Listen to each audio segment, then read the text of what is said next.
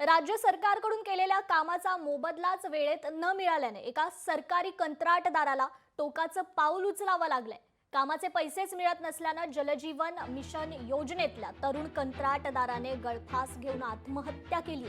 सांगली जिल्ह्यातील तांदुळवाडी येथील हर्षल पाटील या सरकारी कंत्राटदाराने आत्महत्या केली असून तो जलजीवन मिशनसाठी काम करत होता। त्याची 1,40,00,000ची रक्कम शासनाकडे थकीत होती। जलजीवन मिशन योजनेचं काम पूर्ण करून देखील 1 वर्षापासून कामाचे पैसे मिळत नसल्यानं त्याने जीवन संपवलं। बिलं वेळेत मिळत नसल्यानं मानसिक त्रासाला कंटाळून स्वतःच्या शेतात त्यांनी गळफास घेऊन आत्महत्या केली।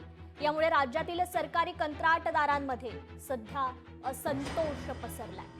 दरम्यान हर्षल पाटील याने घेतलेल्या कंत्राटाबाबतची माहिती पाहूयात ग्राफिक्सच्या माध्यमातून। हर्षल पाटीलने 2020ला जलजीवन मिशन कंत्राट घेतलं।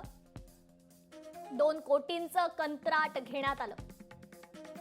त्यानंतर तांदुळवाडी मालेवाडी मधील 2022ला हे काम पूर्ण झालं। आतापर्यंत अनेक मोठी कामं केली गेली,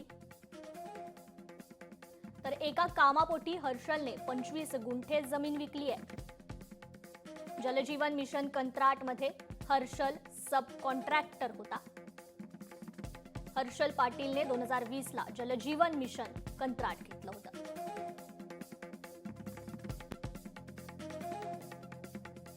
दरम्यान यावर मंत्री गुलाबराव पाटील यांनी काय प्रतिक्रिया दिली आहे ती देखील पाहूयात। त्यांच्या नावावर कुठलंच काम नाही, त्या योजनेवर कुठलंच बिल पेंडिंग नाही। एखाद्या वेळेस त्यांनी सबलेट काम घेतलेलं असावं, पण त्याची नोंद जिल्हा परिषदकडे नाही। जिल्हा परिषदेच्या शिवूनशी आमच्या कार्यालयातून संपर्क दालनात झाले अल्पसंख्याक लोकशाही मराठी ऐका, पहा, जागरूक रहा।